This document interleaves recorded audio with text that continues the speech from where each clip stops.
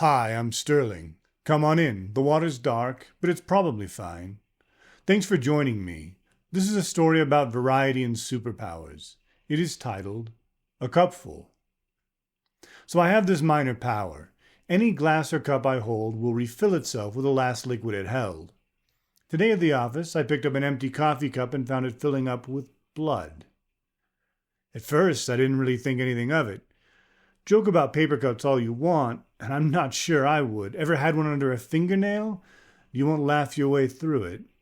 But small amounts of blood do get shed in offices. A pinprick, a bleeding nose, scrape on a corner here, slip of a break room knife there.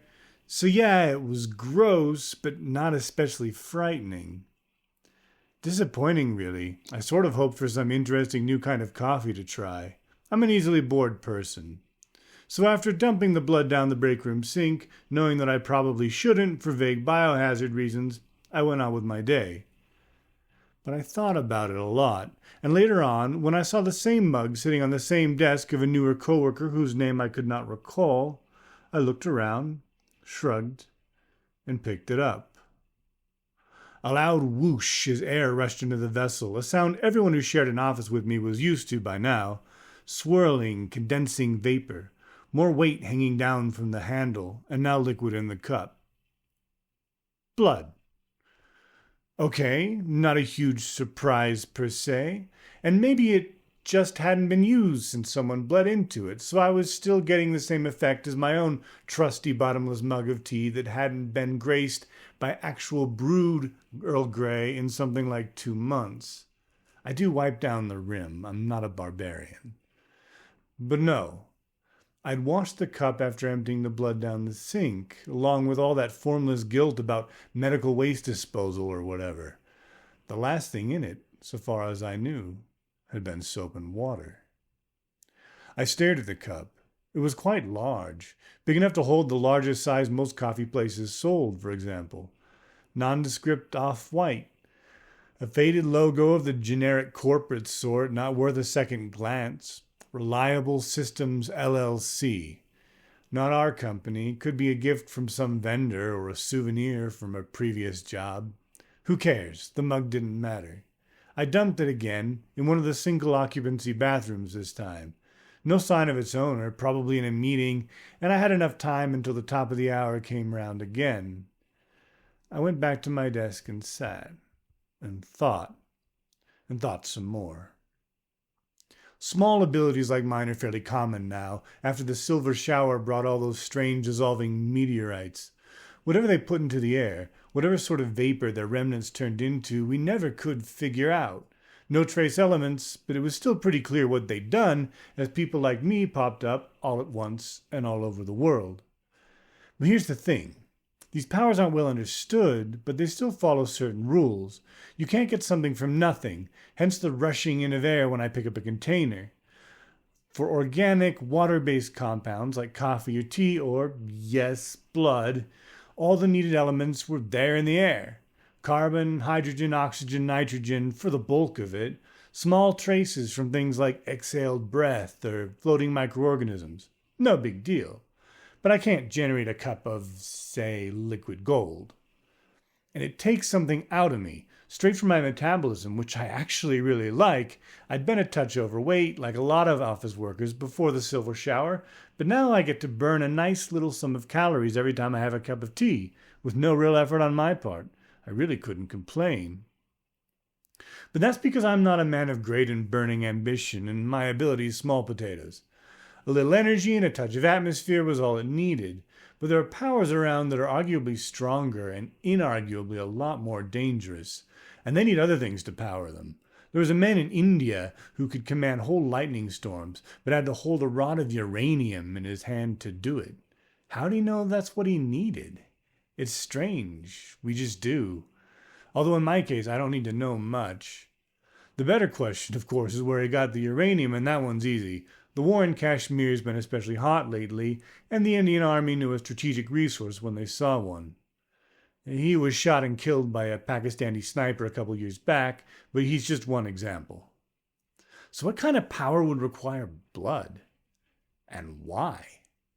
I really had no way of knowing, The less simple powers didn't always make sense that way. I mean, what does radiation have to do with lightning except that they're both energy? Whatever's behind these abilities, it's alien. It doesn't care about human conventions or intuition. I should just report my coworker to the authorities, right? Maybe. But what's he even done? Put some blood in a coffee cup? Just a drop for all I know? Hell, I can't even say for sure that the blood is human. Maybe he gets cow blood from the butcher and drinks it straight. Weird and creepy, yes, but not remotely illegal.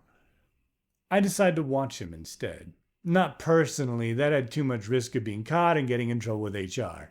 A drone, one of the new housefly models. They're a bit on the expensive side and sometimes have to play dead after being swatted, but should work well enough.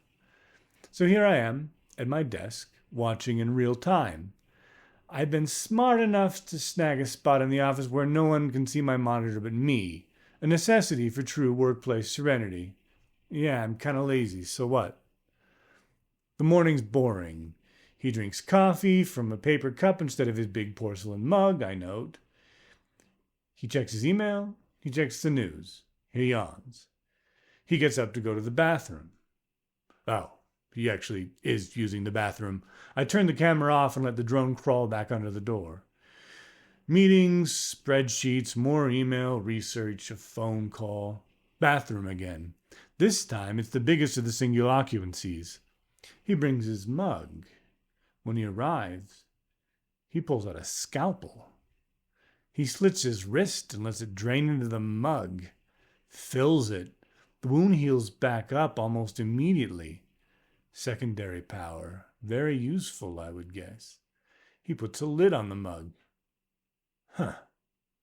Makes sense, I suppose. He leaves the bathroom. Finds an unmarked door, one I'd always ignored. Picks the lock. Okay. I should probably call security pretty soon here. Or the cops. But I want to see. Down the stairs, gloomy red lightning. Down another set of stairs. Another. Only now the stairs aren't concrete, they're just carved into bedrock. I feel myself shudder.